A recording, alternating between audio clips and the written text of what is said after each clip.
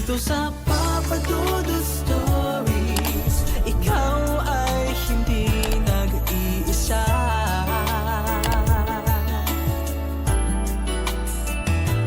Dito sa Papa Dudut Stories, may nagmamahal sa'yo. Papa Dudut Stories. Papa Dudut Papa Dudut. Sa lahat po ng mga nakatutok ngayon, huwag pong kalimutan mag-like, mag-share at mag-subscribe. Maraming salamat po sa inyong lahat.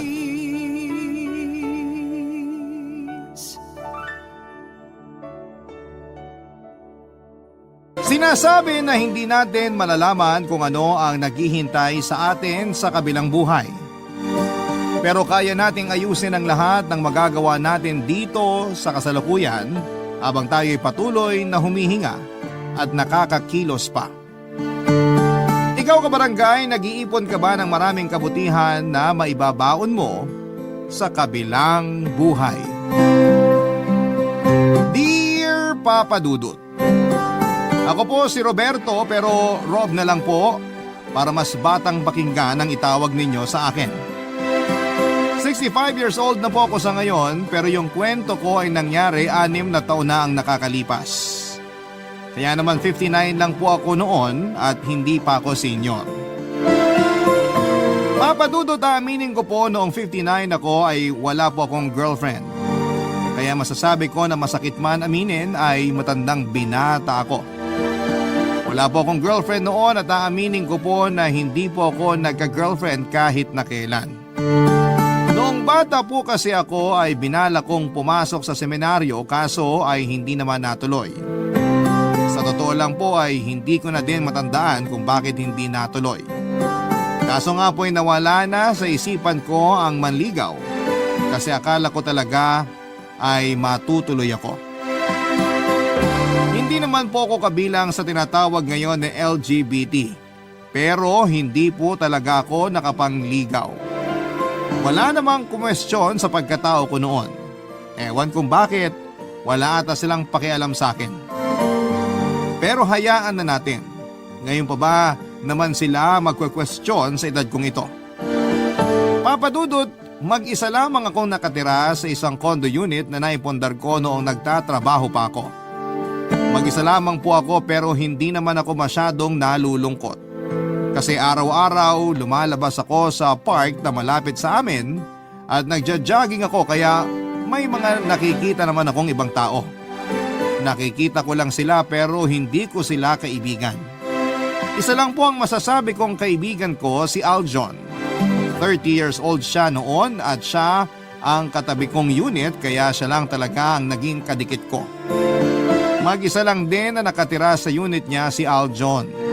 Pero wag niyo sana kaming pag-isipan kasi wala po kaming relasyon maliban sa pagiging magkaibigan. Straight na straight po si Aljon kahit mag-isa siya sa condo niya ay may girlfriend naman siya.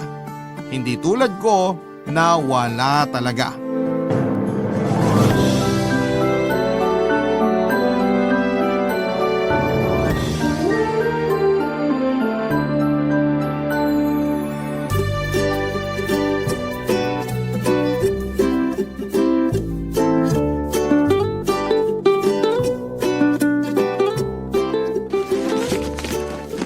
Mang Rob, Oh, Aljon.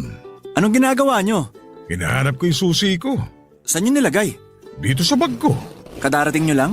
Palis pa lang. May naiwan kayo sa loob? Wala. Bakit nyo hinahanap ang susi nyo? Ay, oo nga no. Palis pala ako. Hala, makakalimutin na kayo? Hindi, naguluhan lang ako. Pero hanapin nyo yung susi nyo, baka naiwan nyo nga. Ano ba naman akala mo sa akin? Kalalagay ko lang dito sa bag. Bakit may bag kayo? Ha? Bakit nga ba? Ay, ano ka ba? Mas naguguluhan tuloy ako. Palis ka ako. Magja-jogging kayo? Alam mo yan. Bakit may bag kayo? Pinagbabawal na ba? Ibig ko pong sabihin, dati naman hindi kayo nagdadala ng bag pag nagja-jogging eh. Dati yon. Iba na ngayon. Sobrang init. May dala kayong payong? Hindi ba mahirap mag-jogging pag nakapayong? Itong batang ito, may tama ka ba? Wala akong dalang payong, may dala akong tubig. Grabe kasi yung init, ang bilis makatuyo ng lalamunan. Kaso, mahihirapan kayong tumakbo ng may bag. Hindi naman ako tumatakbo, naglalakad lang ako. Ah, so walking lang ang ginagawa nyo. Mabilis naman ako maglakad kaya jogging na din yun. Walkathon. Alam mo, tanggapin mo na lang na jogging yung ginagawa ko. Huwag mo nang kontrahin. Binibiro ko lang naman kayo. Eh teka, Sabado ngayon di ba? Aba, alam nyo pa ang araw Oo naman, ano akala mo sa akin? Ang sinasabi ko, Sabado ngayon, bakit ka aalis ng bahay? May date ka? Aga ha? Hindi po. Susunduin ko si Mama. Saan galing? Sa bahay lang namin sa Batangas.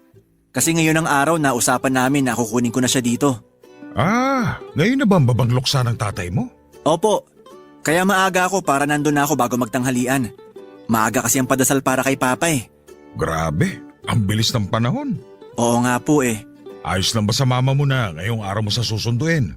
Siyempre una ayaw pa. Pero usapan namin yun eh. Hindi mo naman siya masisisi. Opo. Doon sa bahay namin sila nagsimula ng buhay mag-asawa. Doon na ako nabuo at hanggang sa mawala si Papa. Mahirap talaga yan. Kung ako ang mama mo, ganun din ang mararamdaman ko. Nakakatakot naman po yun. Ha? Ang alin? Kung kayo ang mama ko. Loko-loko ka talaga. Kasi naman paseryoso na kayo eh. Nasabi ko lang naman ang nararamdaman ng mama mo. Ayoko naman po na mag-isa siya sa bahay. Hindi naman ako pwede dun kasi mahihirapan ako sa trabaho. Kaya mas mabuti na dito na lang siya sa akin. Total, 2 naman ang kwarto. Mabuti ka pa. Mapupuna na ang bakanting kwarto sa unit mo. Yung sa akin, bakante pa rin. Eh di sunduin niyo din ang nanay niyo. Loko ka. 10 taon nang wala ang nanay ko. Gusto mo ba pagsundo ko sa kanya? Diyan ko papuntahin sa inyo? Mang Rob naman eh. Biro lang naman yung sa akin. Nananakot pa kayo. Oh, natakot ka no? Di na kayo mabiro. O siya, baka matraffic ka pa, hindi umaabutan yung padasal. Oo nga po. Sige po, ingat. Magkasabay na din naman tayong bababa, nagpapaalam ka na. Baka pagsakay natin ng elevator, magulat ka. Mang Rob talaga oh. Tara na nga.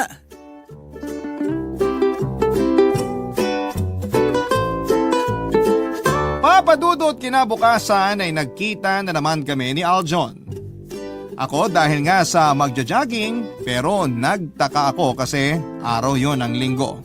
Babalik pala siya ng Batangas kasi may mga kailangan pa siyang balikan na mga gamit.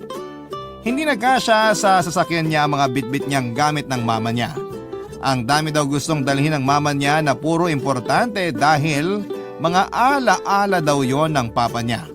Para hindi na sila magkasamaan pa ng loob ay nangako na lamang si Aljon sa nanay niya na babalikan ng ibang gamit na siya na ang gagawa noon, Papa Dudut. Natatawa na lang din ako, Papa Dudut, at hindi ko pinagtatawanan ng mama niya ha. Natatawa ako doon sa sentimental value ng mga gamit niya. Likas na ata yon kapag nagkakaedad. Pero hindi ako. Kahit kasing edad ko ang mama ni Aljon na 59 years old din, ay walang nagiging sentimental value sa akin ang mga gamit ko. Kasi wala naman akong girlfriend. Matapos naming mag-usap ni Aljon ay hindi ko na pinatagal pa ang kumustahan namin para makalis na siya at makabalik kaagad. Ako naman ay dumiretso sa aking daily routine ng pag-jogging. Dapat 5 ikot ako sa park malapit sa building ng kondo namin. Pero sa unang pagkakataon ay napatagal ang pag-jogging ko. Napabagal ata ang paglalakad ko. Pero ginaganahan naman talaga ako noong araw na yon. Nagpahinga ako sa isang bench noong mapagod ako nang may matanaw akong isang babae. Hindi ko alam kung anong pumasok sa utak ko at kung bakit at papaanong nangyari na nilapitan ko ang babae na yon at nakipagkilala ko. Hindi ko maipaliwanag samantalang hindi ko naman gawain ang lumapit na lamang basta at makipagkilala, Papa Dudut.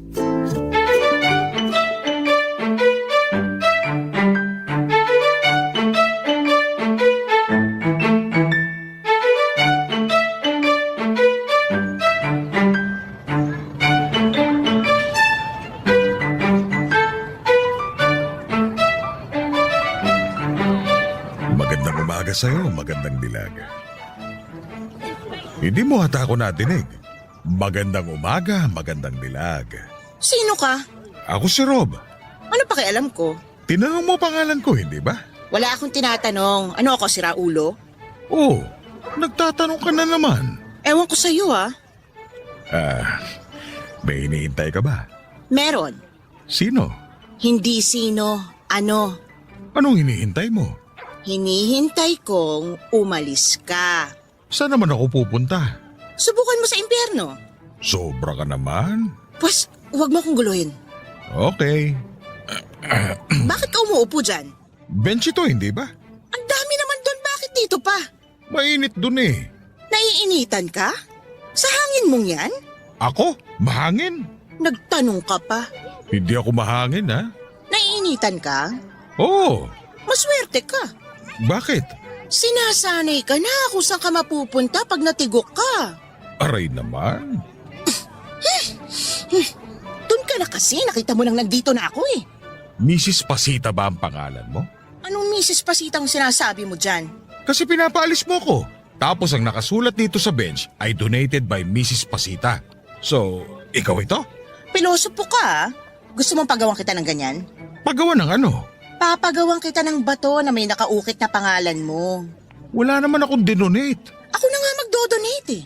Para hindi ka napagagawa ng pamilya mo. Sandali. Lapida yata sinasabi mo eh. Isulat mo na lang ang buo mong pangalan at kapanganakan. Ako na maglalagay ng kamatayan. Uwe, gusto mo lang malaman ang buo kong pangalan eh. Presko mo ah. Okay na yung presko, kesa mahangin. Isa lang ang suma nun. Mayabang ka. Mayabang agad? Bakit ka ba dito nang gugulo? Gusto mo ba lumipat tayo ng lugar? Bastos? Ang sinasabi ko, yung tindahan na yon. Para mailibre kita na maiinom. Kaya kong bumili. Nakakahiya naman. Sige, tubig lang ang sa akin ha. Ang kapal mo. Ano ba ang pangalan mo? Bakit ba? Para malaman ko. Nagpakilala na ako tapos ikaw, ayaw mo. Bakit? Sinabi ko ba magpakilala ka? Medyo suplada ka pala ha? Hindi medyo. Suplada talaga ako. Okay lang yan. Ay, ibang klase ka? Siguro masamang loob ka. Kidnapper ka, no? Sa itsura kong ito? Kailan mo ba huling nakita ang itsura mo? Mukha kang kidnapper. Bakit? Ano bang itsura ng kidnapper? Ah, wala kayong salamin sa bahay. Joker ka pala. Seryoso ako. Makaalis na nga. Huwag kang susunod kundi tatawag ako ng pulis. Nagbabanta ka ba pag sumunod ako o nagsasuggest ka?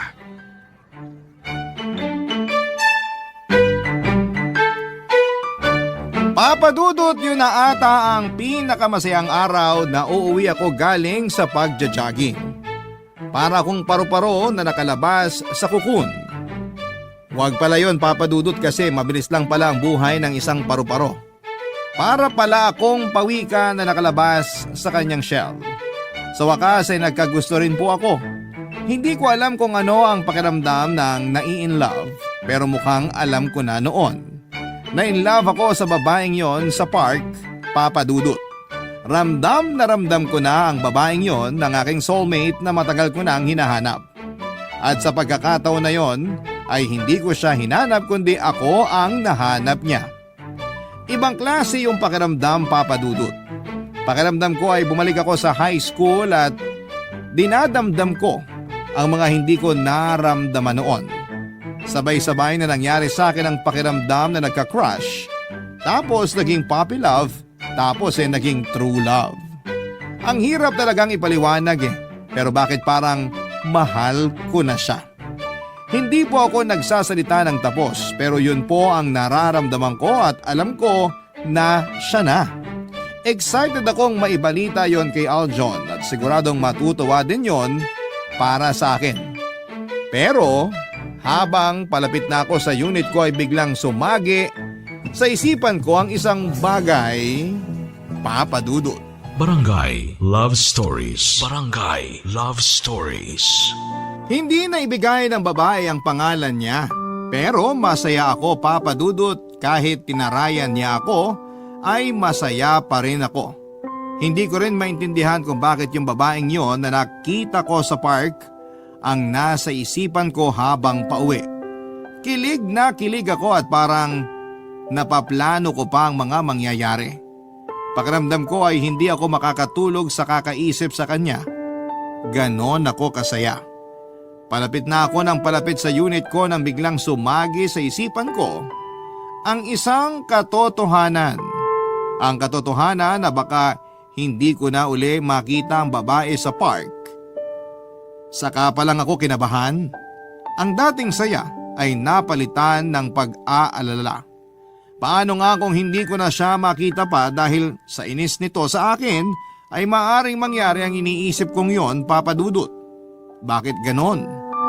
Kung naisip ko na hindi na siya magpapakita ay pwede ko naman ding kalimutan na lamang siya. Pero hindi ko magawang kalimutan siya. Noon lamang ako nakaramdam ng ganong klaseng pagtingin sa isang babae. Dati kasi, ang mga nakikilala ko ay kinakaibigan ko lamang kesa ligawan. Pero iba talaga ang babaeng yon. Halos ilang hakbang na lamang ay nasa tapat na ako ng unit ko pero dahil sa iniisip ko ay bigla akong hindi nakahakbang. Parang namitig ang buo kong katawan. Mabuti na lamang at saktong kadarating lamang muli ni Aljon. Kakauwi lamang nito. Una ay hindi pa napansin ni Aljon ang nangyayari sa akin at nalaman niya na lamang noong batiin niya ako, Papa Dudut.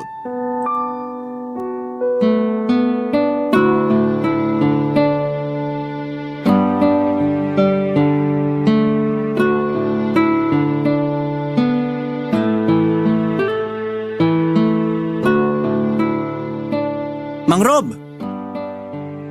Suplado? Uy, ano nangyayari sa inyo? Bakit namumutla kayo? Tara, dadaling ko kayo sa ospital. Hindi na. Ayos lang ako. Anong ayos? Namumutla kayo at parang ang tigas ng katawan nyo. Napagod ata ako. Kailangan ko lang magpahinga. Tara na ho, mabuti na yung sigurado. Hindi na. Ipasok mo na lang ako sa unit ko. Sigurado kayo? Oo. Akin na po susi nyo. Eto. Alin po ba dito? Yan yung nag-iisang pabilog ang ulo.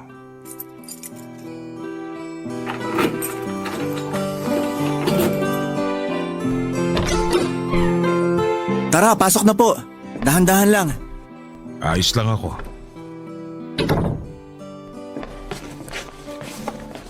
Ayan, maupo muna kayo. Salamat. Sandali, ikukuha ko kayo ng tubig. Nandyan sa ref. Hindi ka magkakamali kasi tubig lang naman ang laman ng frigider ko. Parang ayos na nga kayo. Nakakapag-joke na kayo eh. Seryoso ko. Tubig lang talaga ang laman yan. Hindi pa kasi ako nakakapag-grocery. Ilista nyo na lang. Tapos isasabay ko na lang pag nag-grocery ako. Naku, aabalahin mo pa ang sarili mo. Exercise ko na rin naman ang pagpunta sa grocery. Exercise kayo ng exercise tapos namumutla kayo. Ngayon lang naman ito nangyari. Ilang ikot ba ginawa nyo? Sakto lang. Bakit kayo nagkaganyan? Ingat din ho pag may time. Hindi naman ang pagja-jogging ang dahilan ng nangyari sa akin eh. Ho? Ano? Aljon, kanina sa park, may nakita akong babae. Oh, normal lang naman po yun sa park. Hindi, iba ito. Iba? Oo, palagay ko siya ang soulmate ko. Soulmate? Kakilala nyo pa lang. Anong pangalan niya? Yun nga eh. Anong ibig yung sabihin? Yun nga, hindi ko nalaman ang pangalan niya. Bakit? Ewan ko kung ano pumasok sa utak ko. Nung makita ko siya, para ako naging rockstar. Rockstar talaga? Oo, kasi ang cool ko eh. Oh, yun naman pala eh. Kaso parang ibang dating sa kanya. Parang ang hambog ng naging dating ko eh. Bakit naman? Kumanta ba kayo? Hindi naman. Nasobrahan lang ako sa pagka-cool. Yun lang. Kaya sa palagay ko, nagalit sa akin yun. At baka hindi na bumalik sa park. Baka hindi ko na siya makita. Oh, parang nanginginig kayo. Relax lang. Aljon, iba siya. Nararamdaman ko na siya yung babaeng hindi ko naman hinihintay o hinahanap pero dumating. Iba yun ah. Baka hindi ko na siya makita. Oh, relax, relax. Mag-isip tayo. Anong iisipin natin? Maski ikaw hindi mo siya kilala. Kung nakita nyo siya sa park, siguradong babalik siya doon. Paano kung hindi? Kinokontra nyo ang positivity eh. Ano ba dapat? Isipin nyo, makikita nyo uli siya para mag-manifest. Magkikita kami ulit. Yan! Paano kung hindi? Oh, kinukontra nyo. Magkikita kami ulit. Yan, ganyan. Isipin nyo lang. Kung hindi bukas o sa makalawa, makikita nyo siya uli. Yun ang isipin nyo. Hindi ba pwede bukas na kami magkita? Sige po, sasabihin ko sa kanya. Kilala mo siya? Hindi po. Nakakainis ka naman eh. Basta isipin nyo lang at mangyayari yon. Uuwi na po muna ako. Tutulungan ko si nanay magluto. Dadalan ko kayo mamaya. O relax na kayo dito ha. Papadudot nagkalakas ako ng loob sa mga payo ni Aljon. Natuloy ang tuwa ko, kaya hindi ako nakapagluto o nakabili ng tanghalian.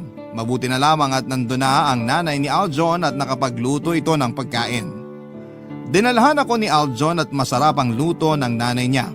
Kasi kung si Aljon ang magluluto, baka iba pa ang lasa. Nung hapon ay dinalhan muli ako ni Aljon. Ganado ang nanay niyang magluto kasi unang araw niya daw doon. Kaya ang swerte ko din ang araw na yon. Kinagabihan ng patulog na ako ay baon ko naman sa pagtulog ko ang itsura ng babae sa park. Sabi nga ni Aljon, manifesting. Positibo ako na magkikita muli kami at handa akong maghintay kung kailanman ang pagkakataon na yon. Nakatulog ako nang hindi ko namalayan kaya ang aga-aga ko ding nagising. Nagising ako ng punong-puno ng pag-asa. Papasok na si Aljon sa opisina kaya maaga din siyang aalis at nagkasabay na naman kami sa elevator at palabas ng building ng kondo namin. Natuwa si Aljon sa aura ko. Muli siyang bumati at muling pinalakas ang loob ko. May paalala din siya na baguhin ang approach ko. Dapat maging gentleman ako. Tama siya, kaya nagpasalamat ako. Walang paglagyan ng saya ko pagdating sa park ay hindi ako mapakali. Habang nagja-jogging ay parang sinusuyod ng paningin ko ang paligid, tingin sa kaliwa, tingin sa kanan. Pero ang tagal ko nang umiikot at naghahanap pero hindi pa tinatamaan ng paningin ko ang taong hinahanap ko. Ang nangyari ay nahilo lamang ako sa kakalingon. Ayoko mangyari ang nangyari ng gabing yon kaya pinilit kong mag-relax at lumakad ng dahan-dahan habang nakayuko. Umupo ako sa isang bench. Dahil nga sa nakayuko ako ay hindi ko napansin na may nakaupo pala sa kabilang dulo ng bench. Napalingon ako at laking gulat ko nang makita ko ang taong hinahanap ko. Hindi ako makapaniwala, akala ko ay dala lamang ng hilo kaya parang nakikita ko siya. Pero totoo pala. Saka ko napansin na tulala siya at parang ang lalim ng iniisip. Kaya hindi din niya ako napansin. Pero sa gulat ay mapapasigaw ako na ikakainis niya naman, papadudot.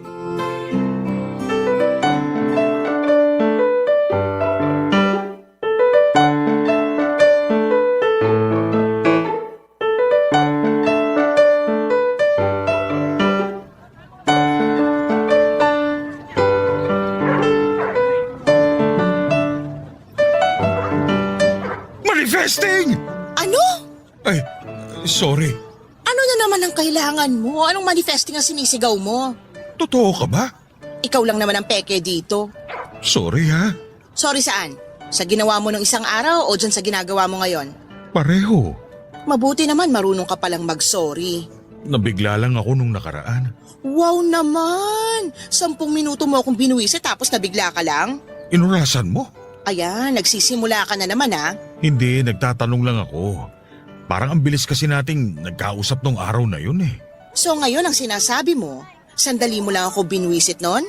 Hindi naman. So matagal mo akong binuwisit? Ha? Oo, siguro. Hindi ka sigurado? Kung sasagot ka siguraduhin mo. Hindi yung ang dami mong palusot. Palusot? Ay basta! Pinatawad mo na ba ako? May nadinig ka na ba? Wala pa. Pues, edi hindi pa.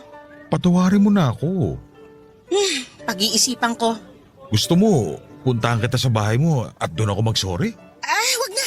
Pinapatawad na kita. Ay, salamat. Subukan mo lang ulitin yung kayabangan mo at ewan ko na lang. Bakit? Anong gagawin mo? Kakasabi ko lang, ewan ko, di ba? Paano ako makakabawi sa'yo? Magsimula ka sa pananahimik. Gusto ko ng katahimikan. Oh, sige. Nananahimik ako tapos guguluhin ako tapos magyayabang? Paano ako makakapag-isip nun? Ano yon? Sabi ko tahimik, di ba? Pero ikaw yung may sinasabi. Maingay ako? Hindi. Ang ibig ko sabihin, baka naman pwede tayo mag-usap. Pangako, hindi na ako magiging presko. Oo nga eh. Nung nakaraan, habang init na init ang mga tao dito, ikaw lang ang presko. Sorry uli. Ano ba itatanong mo? Ha? Ay, meron. Ano nga? Una, ano bang... Sandali. Una? Ibig sabihin marami ang tanong mo? Konti lang naman. O siya, anong unang tanong? Anong pangalan mo? Skip muna tayo dyan. Doon muna tayo sa susunod na tanong. Anong PIN number ng ATM mo? 459003. Hala, bakit ko sinasabi? Ayan, napatawa na kita. Huwag kang kampante. Balik tayo sa unang tanong. Anong pangalan mo? Next question. Tagasan ka? Malapit lang dito. Yung pangalan ko sa kana. Kung gugustuhin ng pagkakataon na magkita ulit tayo, ibig sabihin, kailangan ko nang sabihin ang pangalan ko. Malay mo, bukas na yun. Ay, kailangan ko nang umuwi. Huwag kang susunod kung ayaw mo bumalik inis ko sa'yo, ha? Hindi, dito lang ako. Mag-iingat ka. Papadudot nang pinatawad ako ng babae sa park ay masaya na ako. Nadagdagan pa ang saya ko noong kinausap niya ako at habang iniisip ko ang usapan namin ay doon pa lamang sumagi sa isipan ko ang sinabi ng babae. Magkikita daw kami at malay ko daw kung kinabukasan yon. Sa pagkakaintindi ko ay parang sinabihan niya ako na pupunta uli siya doon sa park kinabukasan. Walang paglagyan ang saya ko pero sa pagkakataon na yon ay totoo na. May dapat na talaga akong ikasaya at hindi yon gaya ng dati na isang ilusyon lamang. Hindi ako tumayo kaagad sa kinakaupuan ko kasi baka pag tumayo ako ay makita niya at isipin niya na susundan ko siya at magalit na naman siya. Ayoko nang mangyari yon, papadudot, kaya nagpalipas ako ng ilang sandali sa bench kung saan ako nakaupo. Dahil sa saya ko ay halos 1 oras na pala akong nakaupo doon. At noong maisipan ko na ngang umuwi ay sobrang saya ko. Pagdating sa bahay ay inspirado ako kaya nagpatugtog ako na wala sa utak ko na may kapitbahay pala ako. Napakalakas pala ng pagpapatugtog ko. Nagulat ako nang may nagkakalabog sa dingding sa kabilang unit. Sumisigaw ito at galit dahil sa ingay. Agad kong hinanaan ang tugtog at sobrang hiya ay pumunta ako sa kabilang unit. Yon ang unit nila Aljon. Nahihiya man ay kinatuko ang pintuan, hindi ako pinagbubuksan. Kaya humingi ako ng pasensya sa labas. Biglang may sumigaw sa loob at umalis na raw ako sa tapat ng unit nila Papadudot. Boses babae yon. Mama ni Aljon at ang ibig sabihin ay wala si Aljon sa kanila dahil kung nandun yon ay nilabas na niya ako. Nakakahiya talaga, Papadudot. Barangay Love Stories. Barangay Love Stories. Papadudot, parang natabunan ng hiya ang kasayahan ko dahil sa nagawa ko. Ayaw kong labasin ang mama ni Aljon at naiintindihan ko naman at baka natutulog pa siya noong nagpatugtog ako ng pagkalakas-lakas. Hindi naman ako madalas na nagpapatugtog at paminsan-minsan lamang at yun ang unang beses na nakapagpatugtog ako ng sobrang lakas. Hindi ako mapakali, Papadudot, kaya doon lang ako pumwesto sa tapat ng unit ko at naglabas ako ng silya. Hihintayin ko si Aljon at gusto ko siyang makausap bago pa sila magkausap ng mama niya. Hindi naman sa magpapalusot ako, gusto ko lang sana na madinig niya na muna ang paliwanag ko bago sila magkausap ng mama niya. Sa wakas ay dumating na si Aljon at nakangiti agad ito at malayo pa lamang ako ay bumati na siya. Mas nahiya ako dahil baka masira ang araw niya sa sasabihin ko. Hindi na ako nagpaligoy-ligoy pa at sinabi ko kaagad sa kanya ang buong nangyari, Papadudot.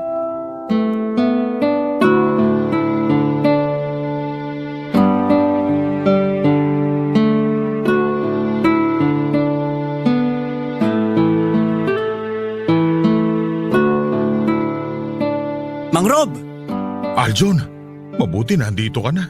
Bakit po? Kanina pa kita hinihintay eh. May magandang balita? Hindi maganda eh. Pangit? Oo, Hindi nyo nakita yung babae sa park? nakita ko. Ibig yung sabihin nagalit na naman sa inyo? Nagbaka-gentleman ba kayo? Oo, sinunod ko ang payo mo. Eh ano po nangyari? Hindi naman tungkol sa babae sa park ang sasabihin ko. Tungkol saan po? Sa mama mo. Teka, wag niyong sabihin Huwag sabihin ano. na may gusto kayo sa mama ko. Uy, mamaya madinig ka ng mama mo lalong magalit. Kung wala lang kayong nagustuhan na babae sa park, irareto ko talaga kayo kay mama eh. At least sigurado akong mabait kayo. Oo, iba kasi talagang nararamdaman ko sa babaeng yun sa park eh. Naintindihan ko naman po. Ang akin lang naman eh kung wala pa sana kayong nagugustuhan. Pasensya ka na. Nako, wala pong problema. Hindi ko po ipinipilit. Naiintindihan ko kayo. Salamat. Teka, ano pong tungkol kay mama yung sasabihin nyo? Tsaka may nasabi kayong baka lalo siyang magalit. Oo eh, Ano pong nangyari? kasi kanina sobrang saya ko. Nawala ko sa sarili ko. Pag uwi ko, nagpatugtog ako ng malakas. Hindi ko talaga sinasadya. Ayun, naistorbo ko mama mo, nagalit tuloy. Ano pong sabi niya? Wala, Wala siyang sinabi? Paano nyo na lamang nagalit? kinalabog niya yung dingding. Ewan ko kung anong gamit niya pero dinig na dinig ko sa unit ko eh. Pero hindi nyo siya nakausap? Hindi pa. Kahit nahihiya ako, pinilit ko kumatok sa pinto ninyo para humingi ng dispensa. Kaso hindi niya ako pinagbuksan. Sumigaw lang siya na lumayo daw ako sa tapat ng pinto ninyo. Nako, pasensya na kayo kay mama ah. Ako nga ang dapat na humingi ng pasensya. Naiintindihan ko naman kayo. May ganun talaga. Minsan nawawala tayo sa sarili natin. Kaya may nagagawa tayo na hindi sinasadya. Nahihiya ako sa mama mo. Kaya inunahan na kita para makapagpaliwanag kagad ako. Hayaan nyo, aayusin ko yun. Pero wag na po muna ngayon. Kilala ko si mama eh. Pag mainit pa ang ulo, dapat wag munang kausapin. Salamat at naintindihan mo. Opo naman, basta wag na kayong mag-alala. May gusto pa sana akong sabihin. Sige po, ano po yun? Nakausap ko na yung babae sa park. Talaga po? Nice! Effective yung payo mo na magpaka-gentleman ako. Sabi sa inyo eh. Yun nga lang, hindi ko pa din nakukuha ang pangalan at hindi ko alam kung saan nakatira. Napakailap niya ah. Oo nga eh. Pero at least nakausap nyo na. Ibig sabihin na wala o nabawasan ng galit niya sa inyo. Napakasaya ko nga kanina. Kaso ayaw ko ipahalata at baka matrigger na naman ang galit niya. Tama kayo dun. Ito pa ang hindi mo kakayanin. Nako, kinakabahan ako ah. Ano po ba yan? Magkita daw kami bukas. Ha? Oo! Sinabi niya na gusto niya makipagkita bukas? Pero ayaw pa sabihin ng pangalan? Hindi niya naman sinabi ng direkta. Pero nagparinig siya na malay ko raw magkita kami ulit bukas. Yun na yun. Tamang hinala nyo. Makikipagkita nga siya. Pero matanong ko lang kayo. Ano yun? Dati unang kita nyo pa lang. At kanina yung pangalawang beses. Paano nyo nasabi na mahal nyo na agad siya? Sa totoo lang, hindi ko din talaga maipapaliwanag. Basta ang alam ko, siya na ang babaeng bigay sa akin. Nakakatuwa naman. Basta, nandito lang po ako kung may kailangan kayo ha. Oo, salamat talaga sa'yo ha. O siya, sige na, pumasok ka na. At baka hinahanap ka na din ng mama mo. Balitaan kita ulit bukas. Good night. Sige po. Good night. Papa Dudut, mabuti na lamang at naintindihan ako ni Aljon sa mga paghingi ko ng dispensa at pagpasensyahan ko na lamang daw ang mama niya. Kasi baka kakalipat lang kasi kaya naninibago pa sa lugar. Sinabi niya nakakausapin niya na lamang ang mama niya at siya na ang bahalang magpaliwanag. Kinabukasan syempre nagkasabay na naman kami ni Aljon. Bungad niya kagad sa akin ang pinag-usapan nila ng mama niya. Actually po ay hindi naman daw nagsalita ang mama niya noong pinapaliwanag niya ang mga nangyari. Pero hindi din naman ito kumontra. Kilala ni Aljon ang mama niya, ibig lang sabihin noon ay hindi nito ininda ang mga nangyari.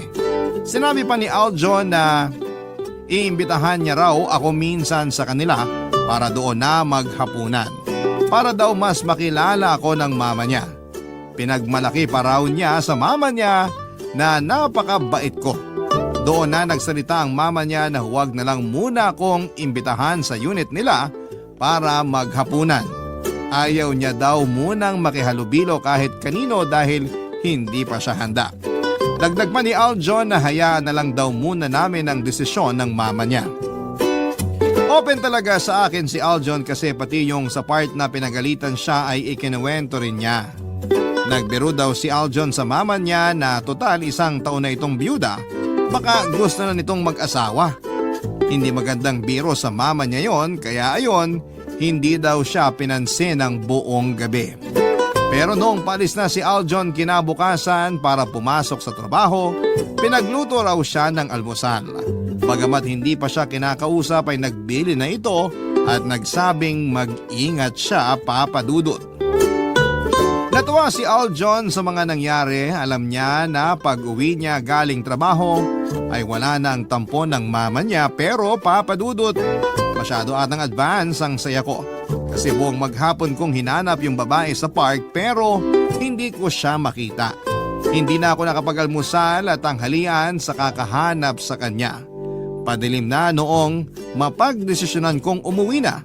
Hindi ko nakita ang babae kaya sobrang sama ng loob ko. Niloko niya lamang pala ko. Pwede niya naman akong diretsuhin pero bakit niya ako pinaasa? Dahil sa pagod, gutom at sama ng loob ay parang hindi maganda ang naramdaman ko. Noong malapit na ako sa pinto ng unit ko ay tuluyan na akong nabuwal. Mabuti na lamang talaga ay paakyat na rin si Aljon at nakita ako. May malay ako pero kahit ulo ko ay hindi ko maiangat dahil sa panghihina. Binuhat ako ni Aljon nang nakayuko, Papa Dudut.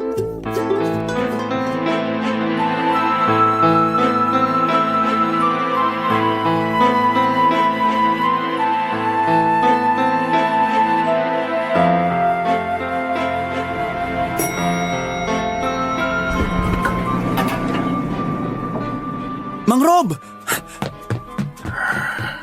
Ano nangyari? Aljon, Sandali, dadali ko kayo sa ospital. nahihilo ako. Huwag na kayong magsalita. Hali kayo, bubuhatin ko kayo. Ayan. Dahan-dahan po. Anong nangyari? Hindi ko alam. Nakita ko siya nakahiga dyan sa hallway. Diyos ko, ano nangyari sa kanya? Ma, sandali. Itatakbo ko siya sa ospital. Sasama ko. Sige po. Aljon, Huwag muna kayong magsalita, Mang Rob. May sakit ba siya? Wala akong alam na sakit niya. Malakas naman siya eh. Kanina lang ang sigla niya eh. Nakayuko siya. Hindi ba dapat itingala siya? Baka nahihilo siya. Hayaan na lang muna natin siyang nakatungo. Ganun ba? Nahala, sige. Mang Rob, relax lang kayo. Siya ba yung kapitbahay mo? Opo, Mama. Kaibigan ko po siya. Bakit kanya ang suot niya? Nagja-jogging po kasi siya tuwing umaga. Pero gabi na. Ibig sabihin, hindi pa siya nagpapalit. Oo nga po. Ano bang nangyari sa inyo, Mang Rob? Dahan-dahan, Mang Rob. Isasakay namin kayo ni Mama sa kotse. Kumusta anak? Kaya mo ba siya? Opo, Ma. Naku, ano kaya nangyari sa kanya? Mang Rob, isasakay na namin kayo sa loob ng sasakyan, ha? Dito na ako sa likod, aalalayan ko na siya. Okay po, Ma. Aljon, Nandito po ako. Rob? Kilala mo na si Mang Rob? ikaw? Nagkakilala na kayo? Bakit mo ko niloko? Sabi mo, pupunta ka sa park. Sandali, naguguluhan ako. Siya yung babae sa park. Si Mama? Oo, Pasensya ka na. Hindi kita niloko. Pupunta talaga ako sa park. Kaso, nagkasamaan kami ng loob ng anak ko kaya hindi ako makakilos ng maayos. totoo ba yan? Oo. Si Mama yung babae sa park? Kasasabi ko lang, di ba? Ibig sabihin, Ma, lumalabas ka na rin pala? Hindi ko po kina-question ang paglabas nyo, ha? Gusto ko nga mamasyal kayo at hindi magmukmuk sa unit kapag pumapasok ako, eh. Sa park kasi, nakakapag-isip din ako. Hanggang makilala ko nga itong makulit na matanda na ito. Grabe ka naman sa matanda. 59 lang ako. 59 na din si Mama. Huwag ka nang sumagot dyan. Mag-drive ka na lang. Opo. Siguro naman ay sasabihin mo na ang pangalan mo.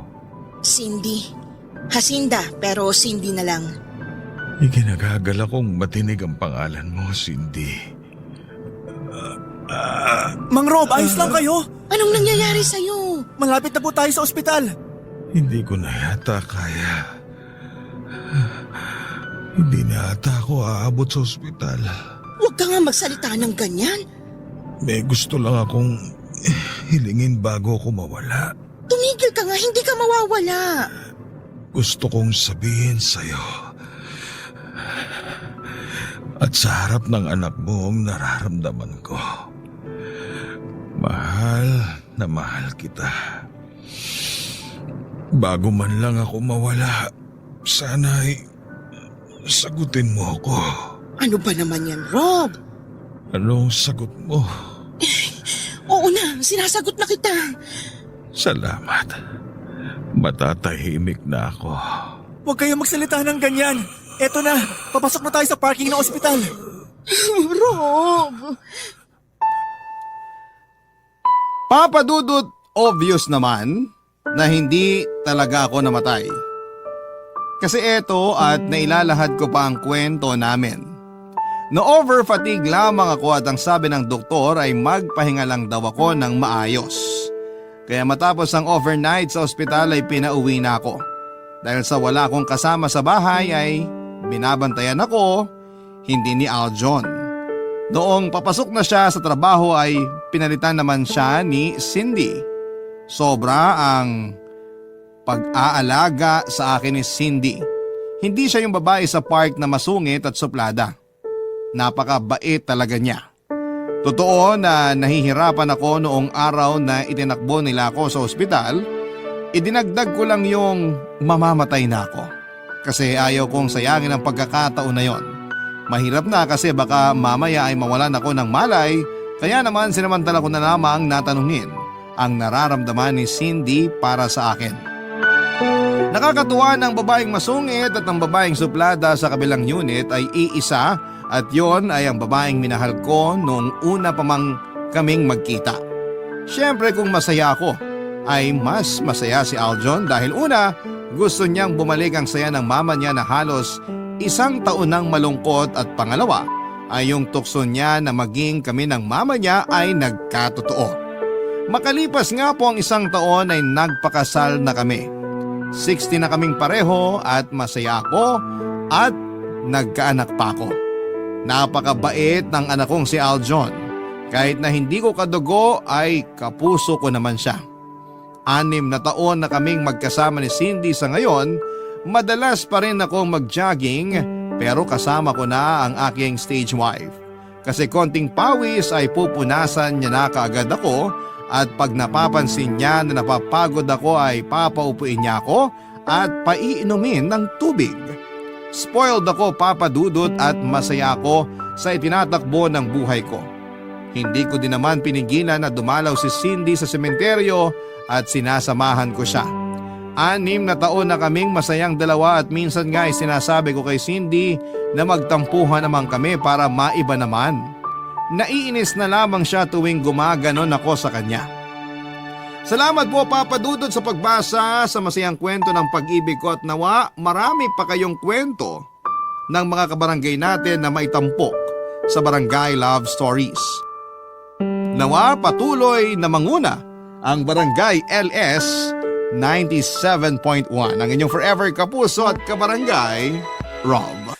Ang buhay ay maiwaga, laging may lungkot at saya. Sa Papa Dudut Stories, laging may karamay ka. Mga problemang kaibigan, dito ay pakikinggan ka. Sa Papa Dudut Stories, kami ay iyong kasama. Dito sa Papa Dudut Stories, ikaw ay hindi nag-iisa.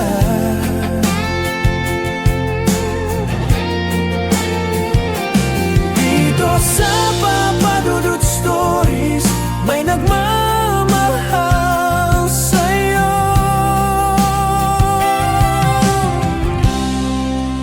Papa Dudut Stories, Papa Dudut Stories, Papa Dudut Stories.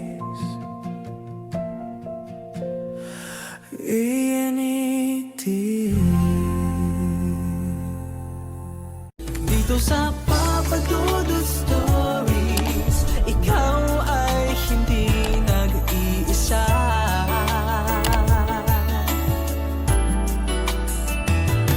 Dito sa Papa Dudut Stories, may nagmamahal sa'yo. Papa Dudut Stories, Papa Dudut Stories. Sa lahat po ng mga nakatutok ngayon, huwag pong kalimutan mag-like, mag-share at mag-subscribe. Maraming salamat po sa inyong lahat.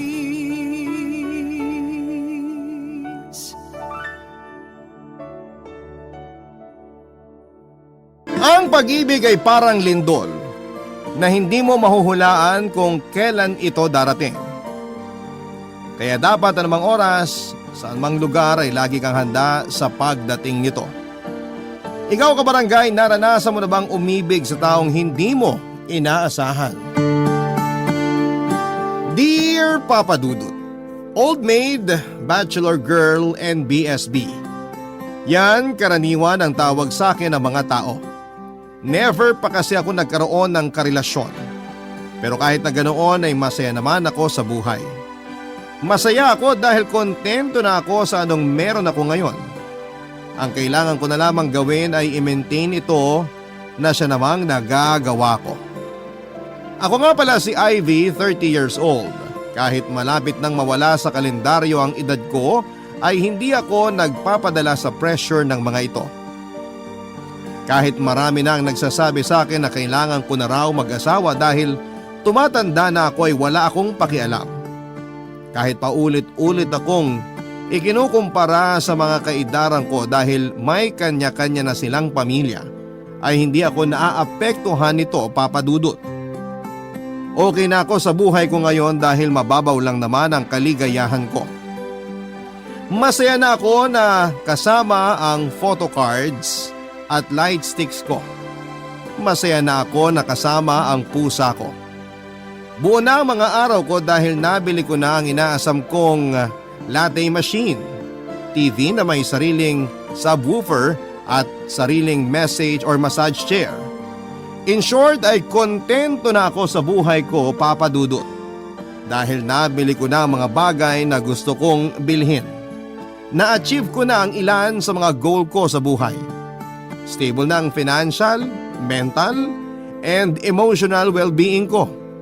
Kaya kahit na ano pang sabihin nila tungkol sa inaamag kong love life, ay hindi ko ito kailangan, Papa Dudut.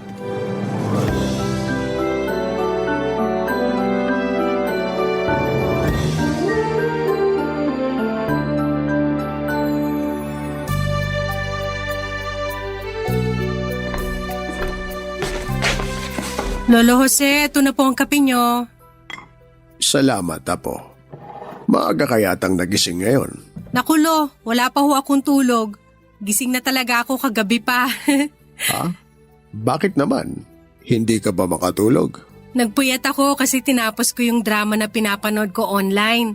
Wala nga dapat akong planong magpuyat eh. Kaso nagandahan ako sa pinanood ko kaya diniretso ko na. Mabuti weekend ngayon, wala akong pasok. Ano ba yung pinapanood mo at kailangan mo pa talagang pagpuyatan? Naku, sobrang ganda nung dramang yun, Lo. Tungkol kasi yun sa isang babae na mafo-fall sa manipulative na senior student. Kaso ang pangit ng ending, hindi ko gusto. Sayang lang yung puyat ko. Ang hilig mo talaga sa mga ganyang palabas, ano? Doon na lang ako kinikilig eh. Bakit ba kasi ayaw mong maghanap ng nobyo? Para ikaw naman mismo ang gumawa ng sarili mong kwento. Naku, wag na po. Masayang ang oras ko dyan. Sa panahon ngayon, mahirap na maghanap ng matinong relasyon. Para kang naglalaro ng claw machine. Akala mo panalo na pero biglang bibitaw yung premyo. Sayang yung pera. Sayang yung effort. Ang malala, pinaasa ka pa. At least sa mga dramang pinapanood ko may happy ending. Ayaw mo man lang bang subukan? Sinubukan ko na po yan dati kaso masyadong boring. Tsaka nakakatamad makipagkilala sa mga tao. Paano yan? Di tatanda kang dalaga niyan. Hindi ba mas masaya yun, Lo? Walang stress. Solo ko ang buhay ko. Wala akong kahati. Pero wala ka rin katuwang. Kapag may problema ka, kapag kailangan mo ng masasandalan, kapag gusto mo ng kausap, wala kang maaasahan kasi mag-isa ka lang. Madali lang naman po ang solusyon dyan eh. Sanay na akong sinusolo ang problema ko. Kapag kailangan ko naman ng masasandalan, nandyan naman mga kaibigan ko. Kausap, marami niyan sa internet. Pwede ka pa nga makipag-away doon. Kung sakali bang may dumating na lalaking nakalaan sa'yo, anong gagawin mo? Siyempre, entertain ko siya. Lo, hindi porket hindi ako naghahanap ng love life, ibig sabihin ayoko na. Ayoko lang maghanap, pero kung may darating, di good, di ba? Kung wala, okay lang din. Makapag-asawa man ako o hindi, walang problema sa akin kasi masaya na po ako. Kung diyan ka masaya, sige, susuportahan kita. Salamat, Lo. Mabuti pa kayo, malawak ang pangunawa nyo. Yung ibang kamag-anak natin, sobrang insensitive. Tanong ng tanong kung kailan daw ako ikakasal, kung may anak na ba ako o kung nakahanap na ba ako ng boyfriend. As if naman may iaambag sila sa buhay ko. Sabik lang sila para sa hinaharap mo. Siyempre, nakita ka naming lumaki, tumanda, nagkaisip. Gusto ka rin naming makitang dumaan sa mga pinagdaanan namin. Lalo na yung mga bagay na nagbigay ng saya sa amin. Kung sa bagay, hindi na maaalis sa ating mga Pilipino ang pagiging tsismosa. Pero Lo, may tanong ako. Paano mo naman malalaman kung yung dumating na tao para sa'yo, siya na talaga yung nakalaan para sa'yo? May clue ba? Or bahala na, ganon? Lahat naman ng dumarating sa buhay natin, nakalaan eh. Nasa atin na lang kung paano natin yun aalagaan. Katulad na lang ng lola mo. Nung dumating siya sa buhay ko, naging magkaibigan kami. Niligawan ko siya, inilagaan, kalaunan, inasawa. Nagsama kami ng matagal hanggang sa bawiin siya ng Diyos sa atin. Kung ilalaan mo para sa sarili mo yung taong dumating para sa'yo, yun na yung clue na sinasabi mo. Nasa tao yan, wala sa tadhana. Ang lalim nun ah. Kasi ang totoong pag-ibig, nanggagaling yan sa kaibuturan ng puso mo. Kaya naman pala na in love sa inyo si Lola eh. Kasi napakamatalinhaga niyo magsalita. Ang galing! Pwede na kayo maging resource speaker niyan. Ay, ito talaga nga po ko. Pero tatandaan ko po yung mga sinabi niyo, Lo. Pero papadudot kung gaano katahimik ang buhay ko ay kabaliktaran naman nito ang buhay ng best friend kong si Lorene. Batchmates kami sa college ni Lorene at doon kami unang naging magkaibigan. Naging teacher siya sa isang private high school samantalang ako ay isang volunteer nurse naman. Noong nagkaroon ng bakanteng trabaho sa eskwelahan na pinagtatrabahuhan niya ay hinikayat niya akong mag-apply bilang school nurse doon. Sa kabutihang palad ay nakuha naman ako at simula noon ay sa parehong lugar na kami nagtatrabahong dalawa. Si Lorene ang tipo ng babae na habulin ng mga manliligaw. College pa lamang kami ay hindi na mabilang ang suitors nito. May taglay kasi siyang ganda na nakaw tingin. Kapag nakakasalubong mo siya, mapababae ka man o lalaki ay mapapasulyap ka talaga sa kanya. Para siyang pinaghalong Max Collins at Heart Evangelista. Pero simple lang ang datingan. Nakadagdag pa rito ang pagiging teacher niya na siyang nagbigay ng mabait at mainhin na impression sa personality niya. Pero kahit na pila-pila ang mga manliligaw ni Lorene ay loyal siya sa boyfriend niyang si Hans. 5 years na silang magkasintahan noon at saksi ako kung paano umusbong ang pag-iibigan nilang dalawa. Yun nga lang, sa pagtagal ng pagsasama nila ay nakita ko rin kung papaano unti-unting nawala ang init ng kanilang pagsasamahan.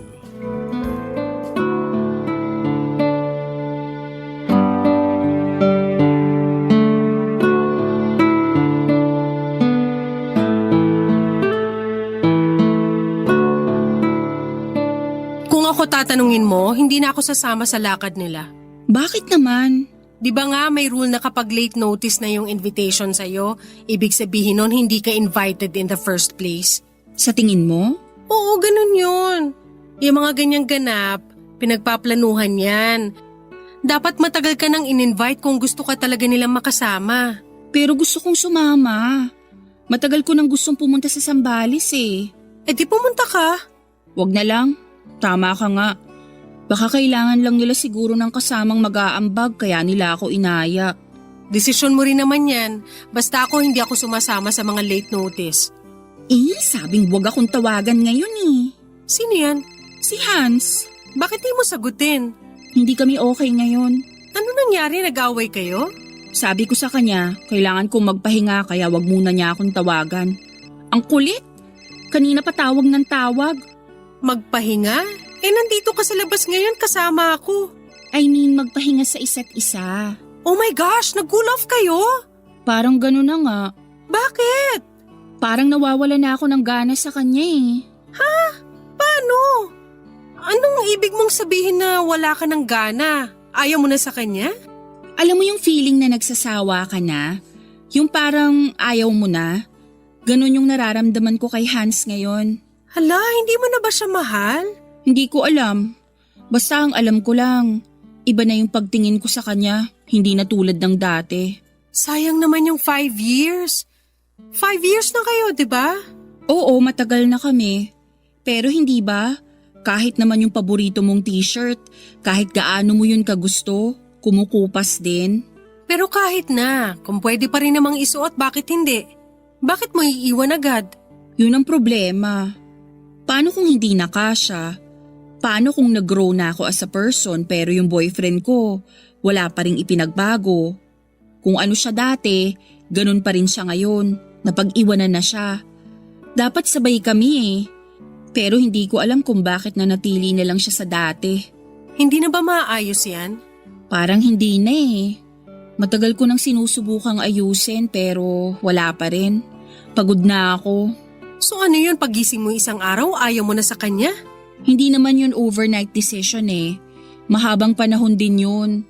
Parang kandila na naubos na lang. Ganun. So wala na talagang chance. Wala na yata. Pag-usapan nyo na lang muna yan. Oo, gagawin ko yun. Pero sa tingin ko, hanggang dito na lang talaga yung relasyon naming dalawa. Baka hindi lang talaga kami para sa isa't isa. Nakakalungkot naman. Ang tagal nyo ring nagsama eh.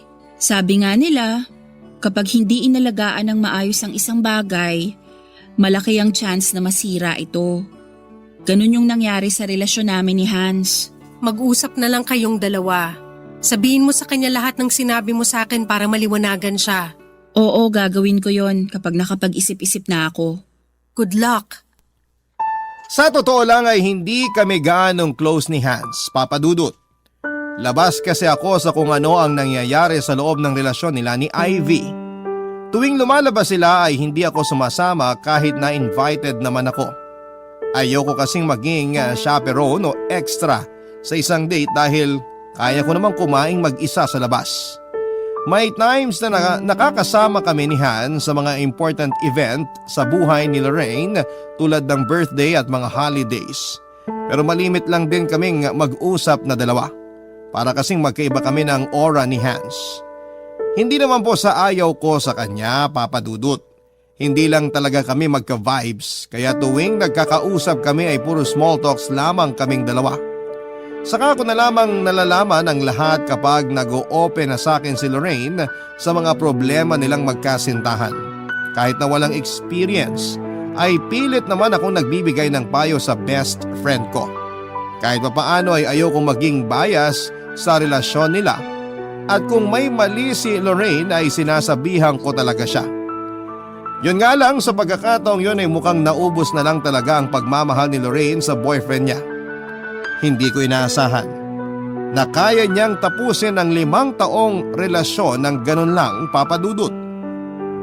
Wala naman ako magagawa dahil hindi ko nasakop ang puso nila Lorraine at Hans. Kaya naman sinusuportahan ko na lamang ang kaibigan ko sa naging desisyon niya. Mabilis din namang nakapag-move on si Lorraine. Ang problema ay si Hans ang nahirapang tanggapin ang mga nangyari. Dumating nga noon sa punto na kahit na hindi kami close ay ako ang nilalapitan ni Hans para humingi siya ng tulong.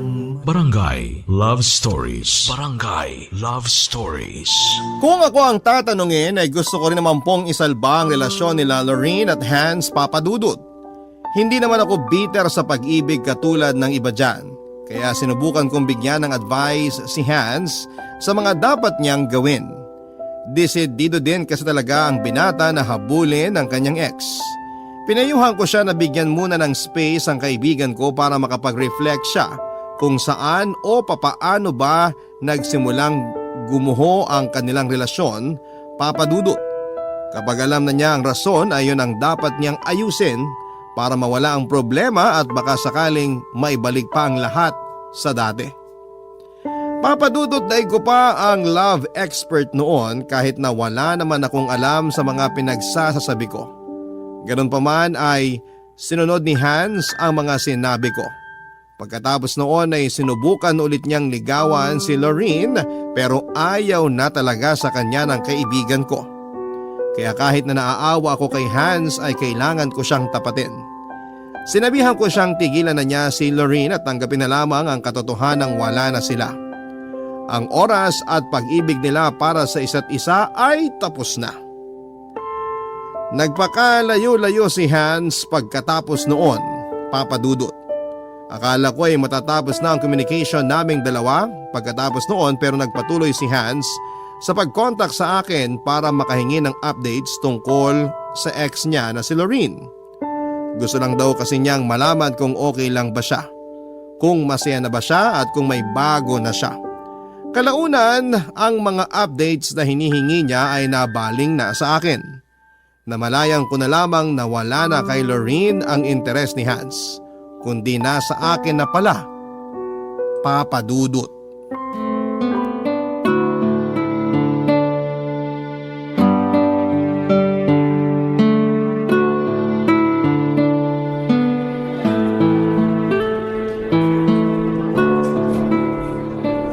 Ivy! Oh, Hans!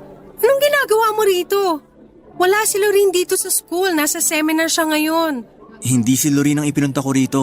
Eh sino? May susunduin kang bata? Wala. Ikaw yung pinunta ko rito, Ivy. Ako? Bakit? Hihingi ka na naman ba ng tulong? Di ba nasabi ko na sa'yo na ayaw na talaga ni Lorraine? Kahit na anong gawin mo, hindi na kayo babalik sa dati. Respetuhin mo na lang yung desisyon niya. Oo, alam ko yon. Hindi ko na siya aabalahin. Gano'n naman pala eh. So anong ginagawa mo rito ngayon? Bakit mo ko kailangan? Tapos ka na ba sa trabaho? Oo, pauwi na ako. Bakit? Aayain sana kitang kumain sa labas. Ha? Bakit naman? Wala lang. Gusto lang kitang i-treat kasi tinulungan mo ko. Wala naman ako nagawa eh. Hanggang ngayon hiwalay pa rin kayo. Hindi naman kayo nagkabalikan ni Lorraine kaya bakit mo ko ililibre? Gusto ko lang. May magagalit ba kapag inaya kitang kumain sa labas? Wala naman pero ayoko. Hindi ako mahilig kumain sa labas tsaka hindi naman tayo close eh. Kaya nga kita inaaya para makilala natin ang isa't isa. Para maging close tayo. At bakit naman? Bakit mo ko gustong makilala? Bawal ba? Bawal kasi hindi ko alam kung ano yung rason. Anong trip mo, Hans? Ikaw, gusto kitang kilalanin pa. Patawa ka naman. Anong pinaplano mo, ha? May motibo ka, no? Kaya mo to ginagawa. Ano to? Naghihiganti ka ba kay Lorraine? Gagamitin mo ba ako para saktan siya? Hindi. Bakit ko naman gagawin yun? Hindi ako ganong tao. Oo, nasaktan ako kasi iniwan ako ni Lorraine. Pero mahal ko pa rin yun. Kaya hindi ko siya magagawang saktan. Eh ano to? Ano tong ginagawa mo? Bakit mo ako inaayang lumabas? Bakit mo ako gustong kilalanin? Dahil gusto kitang kilalanin, yun lang. Wala namang masama, di ba? Meron. Ex ka ng best friend ko, baka nakakalimutan mo. Anong masama doon? Wala na kami ni Lorene. Kahit na. Ang pangit tignan. Pagkatapos mo sa best friend ko, sa akin ka naman. Ang sama mo namang mag-isip. Gusto ko lang namang makipagkaibigan sa'yo eh. Bakit nga? Kasi gusto kita. Ha? Ibig kong sabihin, gusto kitang makilala pa. Kasi matagal na tayong magkakilala, by name lang. Ikaw bilang kaibigan ni Lorene at ako naman bilang ex ng kaibigan mo. Hindi ko talaga magets kung bakit bigla ka nalang nagkaroon ng interes sa akin. Sorry pero no. Hindi ako sasama sa'yo. Ganun ba? Sige, okay lang. Hindi naman kita mapipilit eh. Salamat. Pero sana wag mong isipin na may pinaplano akong masama dahil lang gusto kong mapalapit sa'yo. Alam mo Hans, feeling ko dahil lang to sa nangyari sa inyo ni Lorene. Wag na, hayaan mo na siya. Mag-move on ka na.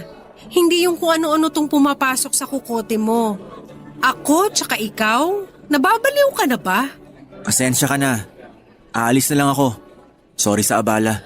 Sige, mag-ingat ka pa uwi. Ikaw din. Visually ay hindi naman po pangit si Hans Papadudut. Average looking siya at sakto lang ang tangkad nito. Hindi naman sa maarte ako. Nilamon lang talaga ng sistema ang standards ko dahil na rin sa mga paborito kong idols. Pero kung ikukumpara si Hans sa mga kakilala kong lalaki ay may mas edge siya, Papadudut. Professional looking kasi siya at malinis ang kanyang itsura. Marunong siyang makihalubilo at kaya niyang magbasa ng sitwasyon. Kaya siguro hindi rin niya ako gaanong kinakausap dati dahil hindi rin naman ako interesadong kilalanin siya noon. Isa pa ayoko makipag-close masyado sa jowa ng mga kaibigan ko kaya limited lang ang naging contact namin ni Hans before. Kung tutuusin, ay hindi ko alam kung bakit iniwan ni Lorene si Hans. Siguro nga ay hindi na talaga nag-work ang relasyon nilang dalawa. Pero sobrang weird pa rin talaga para sa akin noon, Papadudot, na nilalapitan ako ngayon ng ex ng kaibigan ko. Para bang ang awkward na matapos siyang iwan ng best friend ko ay sa akin siya lumalapit sa ngayon. Mas lalong naging weird ang mga tagpo noong bigla na lamang umamin sa akin si Hans na gusto niya akong ligawan. Parang sobrang hirap paniwalaan dahil 1 buwan pa lamang ang lumipas. Nung hirap na hirap siyang bitawan si Lorene tapos ay biglang gusto na niya kaagad ako. Mula kay Lorene na ala Max Collins papunta sa akin na parang isinuka lang ng lupa. Hindi ako naniniwala na magugustuhan ako ni Hans noon. Kahit nga sa imagination ay nagki-cringe ako, Papadudut, at aminado naman po ako na hindi ako kagandahan. Hindi rin sexy kaya natural lang na pagdudahan ko ang pakay ni Hans. Ang ginawa ko na lamang ay nag-report ako kay Lorene at sinabi ko sa kanya ang lahat. Para hindi na siya magulat kapag nalaman niyang nag-uusap pala kami ng ex niya na si Hans.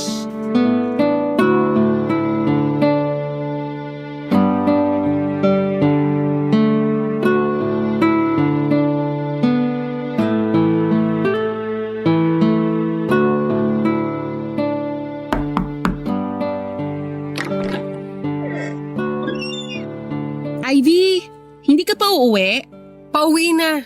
Ililigpit ko lang tong piniprint kong report. Pasok ka muna. Para saan yan? Yung report sa mga severely wasted na bata. Tinitignan nila kung may improvement ba simula nung nag-start yung klase.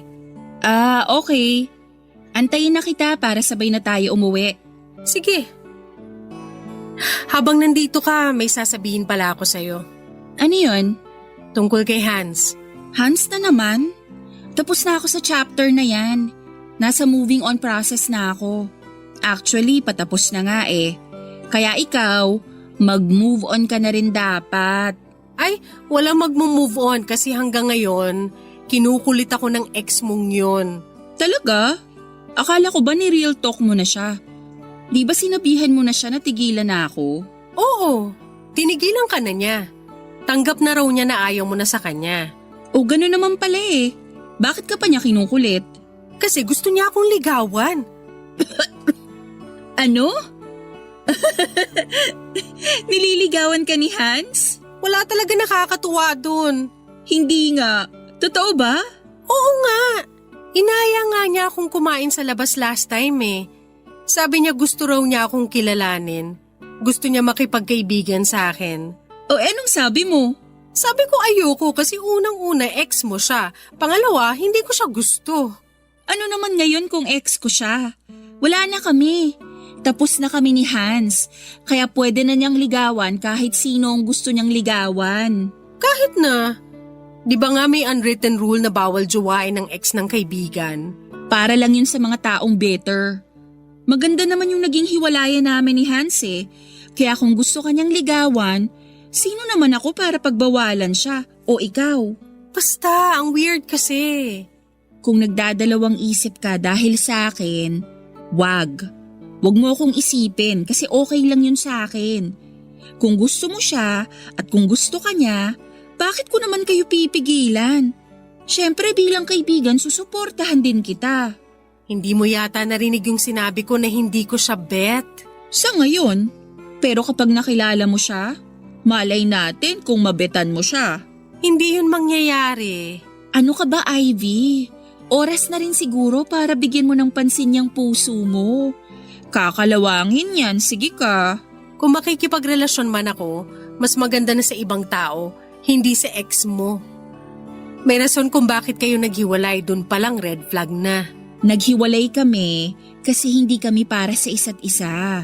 So kami para sa isa't isa, yun bang gusto mong sabihin? Bakit naman hindi?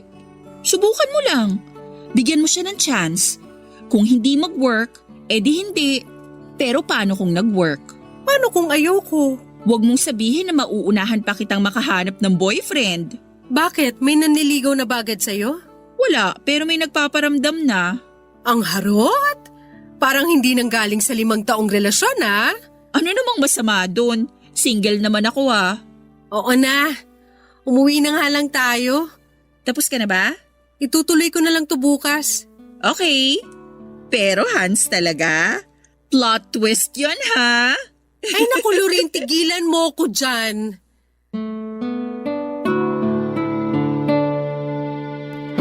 Papadudot kahit na pumayag si Lorene sa panliligaw ni Hans ay hindi pa rin nagbago ang isip ko. Ayoko kay Hans at never ako nagkaroon ng feelings para sa kanya.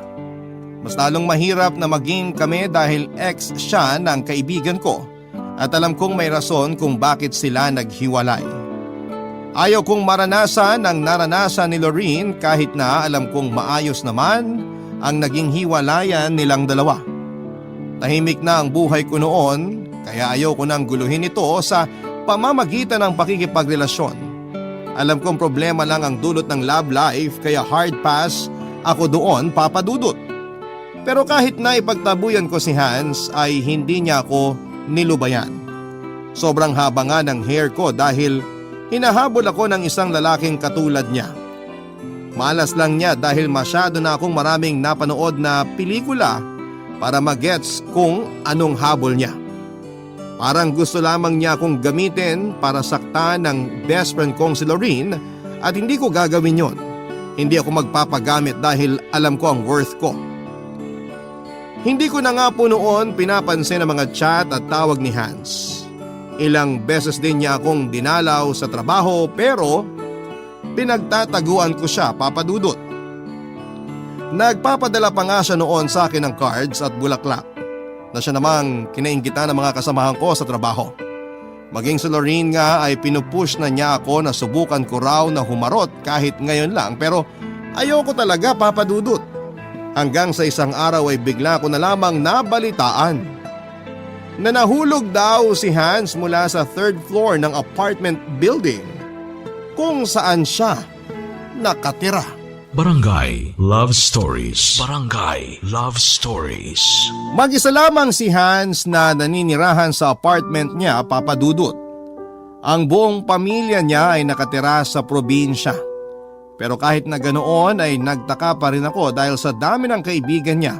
Ako ang tinawagan noong gabing isinugod siya sa ospital. Ayon sa nurse na nakausap ko ay number ko raw ang ibinigay ni Hans. Alam ko na si Lorene lamang ang tanging pamilya na itinuturing ni Hans sa Maynila. Kaya noong naghiwalay sila ay mag-isa na lamang siya at wala na sigurong ibang malapitan maliban sa akin. Dahil naawa naman ako ay pinuntahan ko siya, Papa Dudut.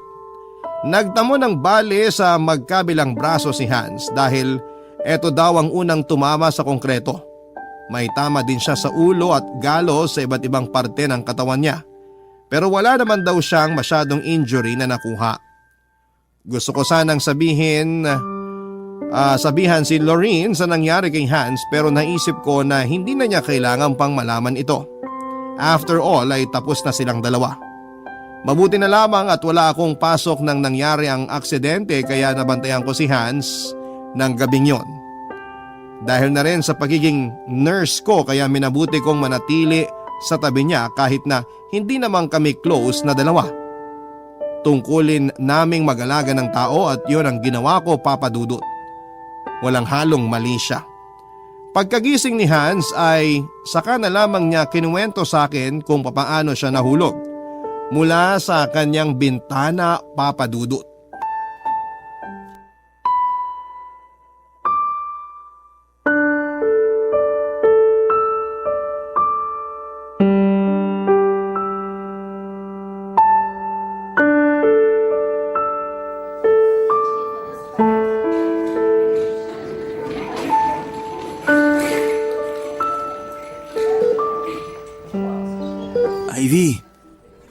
Ivy, gumising ka na dyan. Anong oras na? Oras na para umuwi. May pasok ka pa bukas, diba? Wala akong pasok bukas. Ininom mo na ba yung gamot mo? Hindi pa. Paano ko gagawin yun? Di ko maigalaw tong parehong kamay ko. Sandali lang, nasa na ba yung gamot mo? Nandito, sa may side table. Amin na. Dapat kanina mo pa to ininom eh. Sorry, hindi ko na namalayan yung oras. Hindi na kita ginising. Alam ko naman na pagod ka eh. Oh, inumin mo na to. Eto, tubig. Salamat. Hindi pa kaya ako pwedeng umuwi? Inaantay pa nila yung result ng mga test na ginawa sa'yo. Kailangan nilang siguruhin na wala kang internal injury. Kailan naman kaya ako makakauwi? Kung wala namang severe na nangyari sa'yo, baka bukas pwede ka nang pauwiin. Sana nga. Hirap matulog dito sa ospital eh. Maya't maya kang ginigising ng mga nurse. Dapat lang. Ganyan ang trabaho namin. Marami kaming pasyenteng binabantayan 24/7. Kaya kahit pagod na or inaantok, kailangan ka nilang i-check. Ang swerte ko naman. May personal nurse ako. Pasalamat ka, mabait ako ngayon. Salamat. Kasi pinuntahan mo ako kahit hindi naman tayo close. Ako yung tinawagan eh. Tsaka alam ko naman na wala kang pamilya rito. Naawa ko kaya pinuntahan na kita. Ano ba kasi yung nangyari? Paano ka nahulog? Ang sabi sa akin ng nurse, intoxicated ka raw. Nagiinom ako nun sa apartment. Nang mag-isa? Oo. Wala akong maaya eh. Wala naman akong ganong kaibigan para ma-invite ng biglaan. Tapos nahulog ka dahil sa kalasingan. Hindi ako nahulog. Walang aksidente na nangyari. Eh ano? Tumalon ako. Ha? Tumalon ka? Bakit naman? Huwag mo sabihin. Parang wala naman na akong purpose sa buhay eh. Sobrang lungkot ko ng oras na yon. Pakiramdam ko kahit mamatay ako, wala naman makakami sa akin. Narealize ko lang na sa mga pagkakataong ganon, wala man lang ako malapitan. Oo, may mga kaibigan ako pero may sarili rin naman silang buhay. May sarili silang problema. Hindi naman na ako bata para i-babysit nila. Alam mo ba yung pakiramdam na wala kang karamay sa mga oras na ganon? Ang pangit. Sobrang saklap. I'm sorry, hindi ko alam na may pinagdadaanan ka pala. Huwag kang mag-sorry. Wala ka namang kasalanan eh. Tsaka hindi naman ako humihingi ng simpatsya. Pero sorry pa rin kasi hindi rin maganda yung ginawa ko sa'yo na ipinagtulakan kita palayo. Okay lang yun. Karapatan mo naman yun. Akala ko nga noon matatapos na lahat eh. Pero parang ayaw pa akong kunin ni Lord. Kaya sabi ko sa kanya, sorry kung nagawa ko yon. Sorry kung bumigay ako agad-agad. Alam mo, pwede mo naman akong lapitan kapag nakakaramdam ka ng ganon. Di ba nga ikaw na mismo nagsabi hindi tayo close? Tsaka nakakahiya rin kapag inabala pa kita.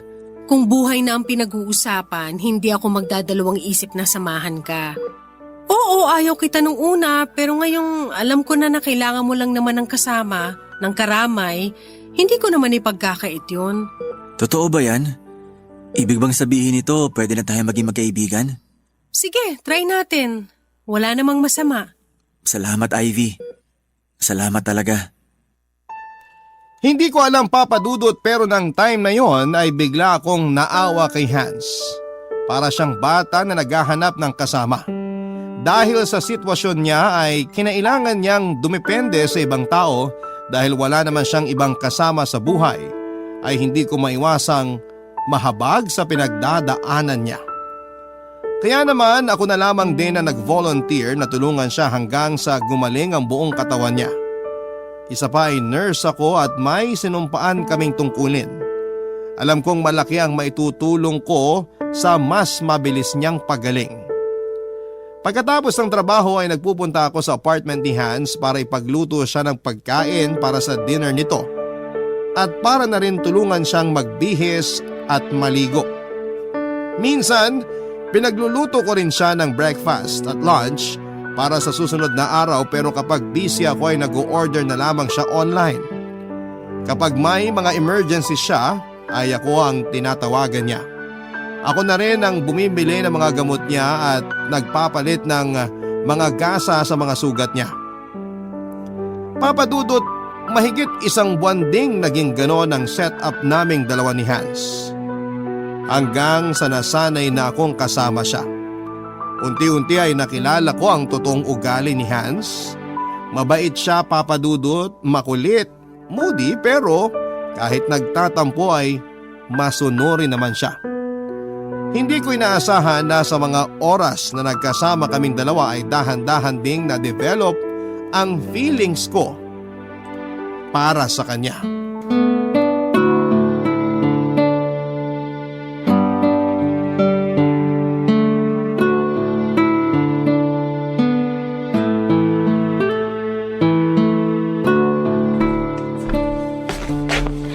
Good morning, Lolo Jose.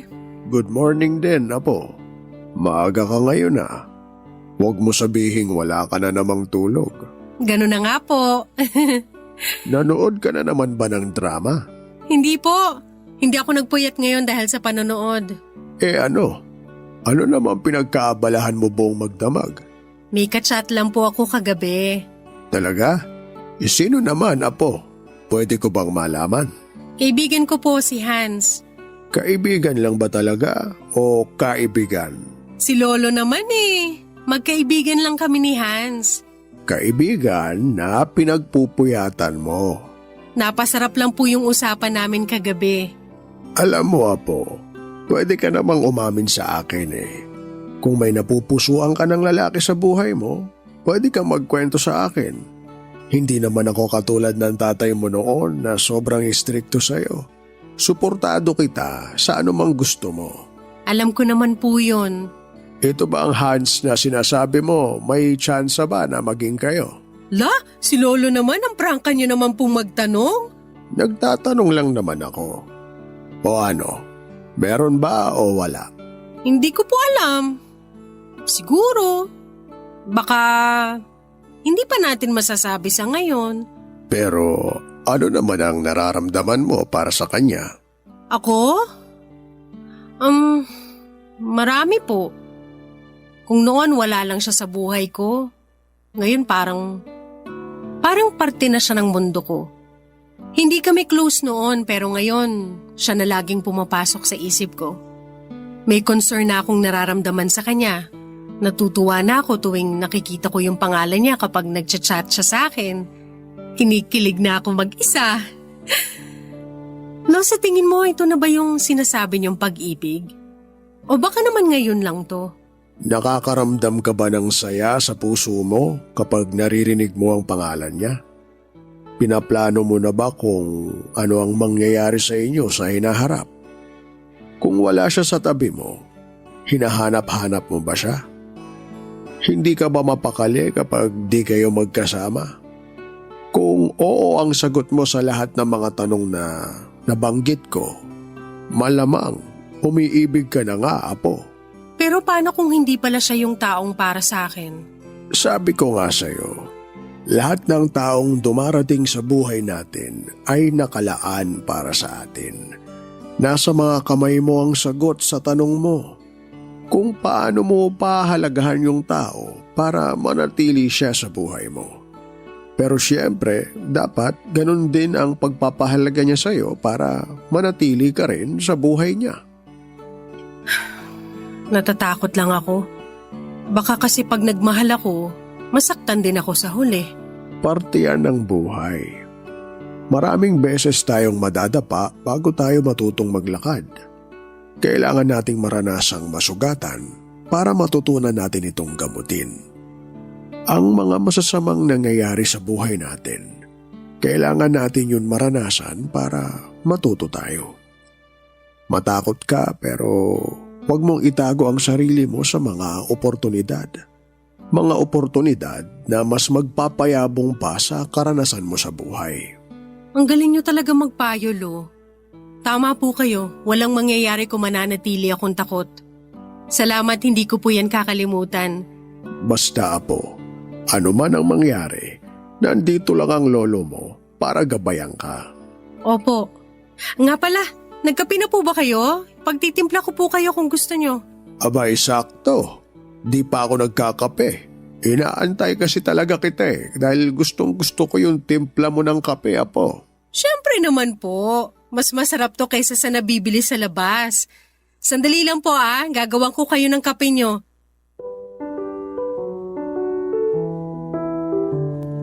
Papa Dudut, never na pumasok sa isipan ko na magkaroon ako ng feelings para kay Hans.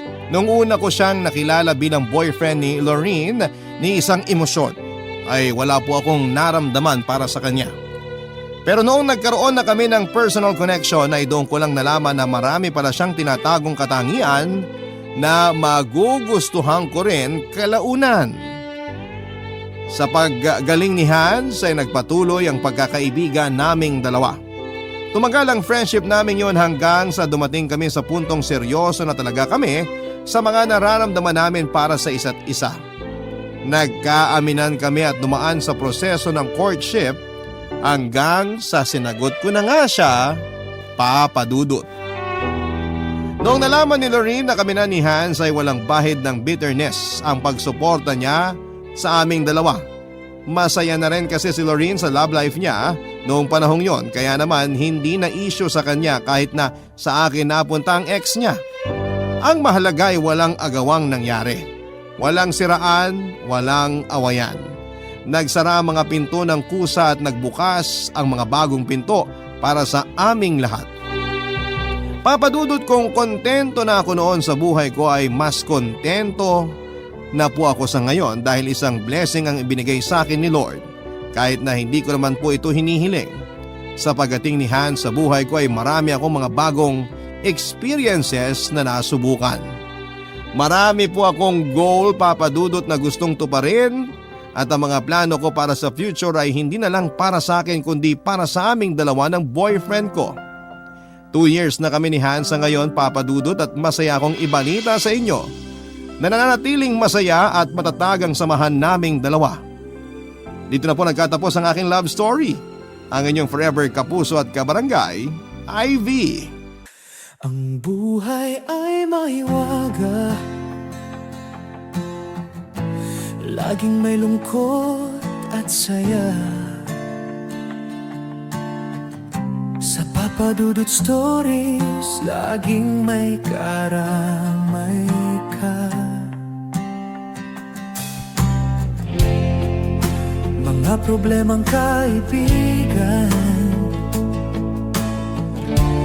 dito ay pakikinggan ka. Sa Papa Dudut Stories, kami ay iyong kasama. Di sa Papa Dudut Stories, ikaw ay hindi nag-iisa.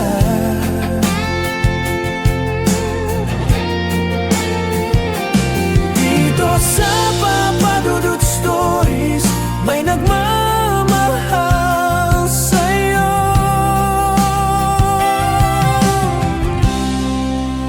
Papa Dudut Stories, Papa Dudut Stories, Papa Dudut Stories.